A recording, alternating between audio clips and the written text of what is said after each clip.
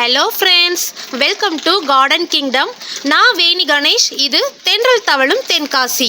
இன்னைக்கு நம்ம கார்டன் கிங்டமில் பார்க்க போகிற ரெசிபி குட்டீஸ்லேருந்து பெரியவங்க வர எல்லாருக்குமே ரொம்ப ரொம்ப பிடிச்ச ஐஸ்கிரீம். அப்படியே கடைகளில் கிடைக்கக்கூடிய சுவையில் நல்லா சாஃப்டான ஸ்மூத்தான ஐஸ்கிரீம் எப்படி செய்கிறது அப்படின்னு பார்க்கலாம் வாங்க. ஐஸ்கிரீம் செய்கிறதுக்கு முதல்ல ஸ்டவ் ஆன் பண்ணி ஒரு பேன் வச்சுக்கோங்க. அதில் ஒரு 1/2 லிட்டர் அளவுக்கு நல்லா திக்கான பால், அதாவது ஃபுல் ஃபேட் மில்க் எடுத்துக்கோங்க. அந்த பாலை நான் ஊற்றி வச்சுருக்கிறேன். இப்போது ஒரு கொதி வரட்டும். பால் கொதி வர்றதுக்குள்ளே நம்ம ஒரு பவுலில் ஒரு 2 டீஸ்பூன் அளவுக்கு நான் கார்ன்ஃப்ளவர் எடுத்து வச்சுருக்கேன். உங்ககிட்ட கார்ன்ஃப்ளவர் இல்லை அப்படின்னா நீங்கள் மைதா மாவு எடுத்துக்கிறலாம். மைதா மாவும் இல்லை அப்படின்னா நீங்கள் கோதுமை மாவு எடுத்துக்கிறலாம். இது கூட ஒரு 2 டேபிள் ஸ்பூன் அளவுக்கு பால் சேர்த்துக்கிறலாம். கட்டிகள் இல்லாமல் நல்லா ஒன்று போல் இப்படி கரைச்சி எடுத்துக்கோங்க.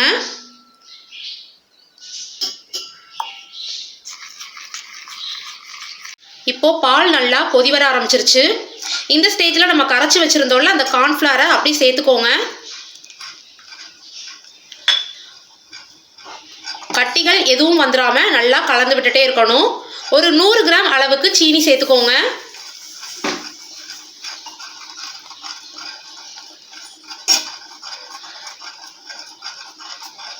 இப்போ இந்த கார்ன்ஃப்ளவர் சேர்த்த உடனே நமக்கு உடனேவே நல்லா திக்காகிடும். சும்மா ஒரு 2 நிமிஷத்துக்குள்ளேயே நமக்கு நல்லா திக்காக வந்துடும். ஃப்ளேம் வந்து மீடியமில் வச்சுக்கோங்க. மீடியமில் வச்சுட்டு இந்த மாதிரி கலந்து விட்டுட்டே இருங்க.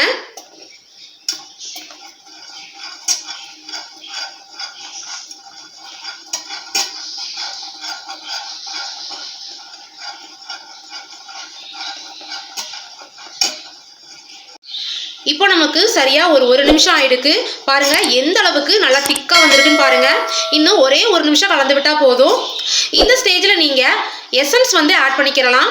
அதாவது வெனிலா எசன்ஸ், அப்படி இல்லைன்னா பைனாப்பிள் எசன்ஸ், அதுவும் இல்லைன்னா நீங்கள் ஸ்ட்ராபெரி ஃப்ளேவர் கூட பயன்படுத்திக்கிறலாம். உங்களுக்கு என்ன ஃப்ளேவரில் ஐஸ்கிரீம் வேணுமோ அந்த எசன்ஸ் நீங்கள் பயன்படுத்திக்கோங்க. இந்த இடத்துல ஒரு 1/2 டீஸ்பூன் அளவுக்கு சேர்த்துக்கிறலாம். உங்ககிட்ட எந்த எசன்ஸுமே இல்லை அப்படின்னா நீங்கள் 1 டீஸ்பூன் அளவுக்கு ஏலக்காய் தூள் சேர்த்துக்கோங்க. அதுவும் ரொம்பவே நல்லாயிருக்கும்.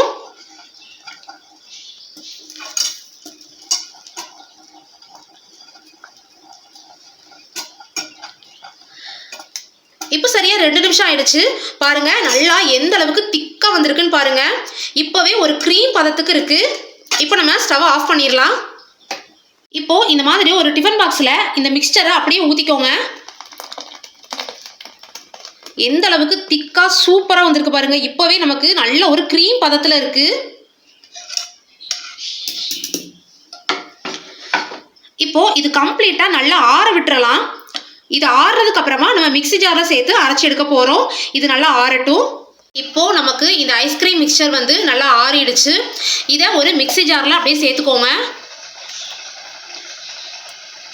ஆறினோடனே எந்த அளவுக்கு திக்காக வந்திருக்குன்னு பாருங்கள்.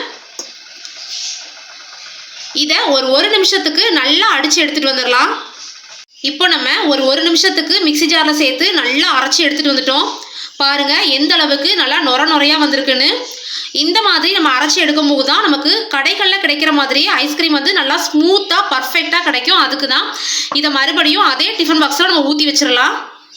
இந்த டிஃபன் பாக்ஸில் சேர்த்துட்டு மூடி வச்சுருங்க. நல்லா டைட்டாக க்ளோஸ் பண்ணிவிட்டு இதை ஃப்ரீசரில் ஒரு 2 மணி நேரத்துக்கு வச்சு எடுத்துடலாம். நீங்கள் டிஃபன் பாக்ஸில் தான் வைக்கணும்னு இல்லை, நீங்கள் ஏர்டைட் கண்டெய்னரில் கூட நீங்கள் வச்சுக்கிறலாம். இப்போ இதை ஒரு 2 மணி நேரத்துக்கு ஃப்ரீசரில் வச்சு எடுத்துகிட்டு வந்துடுறேன். இப்போ சரியாக 2 மணி நேரம் ஆயிருக்கு. பாருங்கள் 2 மணி நேரம் நான் ஃப்ரீசரில் வச்சு எடுத்திருக்கேன். இப்போவே நல்ல ஒரு ஐஸ்கிரீம் மாதிரி நல்ல ஒரு க்ரீம் பதத்தில் இருக்குது. இதை மறுபடியும் நம்ம மிக்ஸி ஜாரில் சேர்த்து 1 நிமிஷத்துக்கு நல்லா அடித்து எடுத்துடலாம். இந்த மாதிரி 2 தடவை நம்ம அரைச்சி எடுக்கும் போது தான் நமக்கு கடைகளில் கிடைக்கிறது மாதிரியே நல்லா ஸ்மூத்தான ஐஸ்கிரீம் வந்து நமக்கு கிடைக்கும். அதுக்கு தான் இப்போது ஒரு மிக்ஸி ஜாரில் அதை சேர்த்துடலாம்.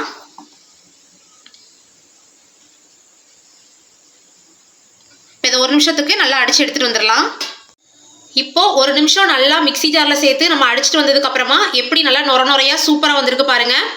இதை மறுபடியும் டிஃபன் பாக்ஸில் சேர்த்து மூடி வச்சுட்டு ஒரு 8 மணி நேரத்துக்கு ஃப்ரீசரில் அப்படியே விட்டுருங்க. 8 மணி நேரத்துக்கு நடுவில் நீங்கள் அடிக்கடி ஓப்பன் பண்ணி பார்க்க வேண்டாம். 8 மணி நேரத்துக்கு அப்புறமா எப்படி வந்திருக்குன்னு நம்ம பார்க்கலாம். இப்போ சரியா ஒரு 8 மணி நேரம் ஆயிடுச்சு பாருங்க. ஐஸ்கிரீம்லாம் நல்லா உறைஞ்சி சூப்பராக தயாராகிடுச்சு. நான் இப்போ எடுத்து காமிக்கிறேன்.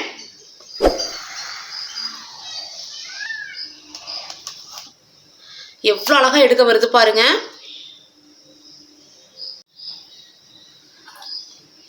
எவ்வளோ சூப்பராக ஸ்மூத்தாக ரெடி ஆயிருக்கு பாருங்க. இந்த வீடியோ உங்களுக்கு பிடிச்சிருந்துச்சுன்னா லைக் பண்ணுங்க, ஷேர் பண்ணுங்க.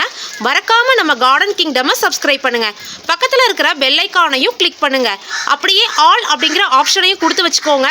அப்போதான் நான் போடக்கூடிய வீடியோஸ் எல்லாமே உடனுக்குடன் உங்களுக்கு நோட்டிஃபிகேஷனில் வரும். தேங்க்ஸ் ஃபார் வாட்சிங்.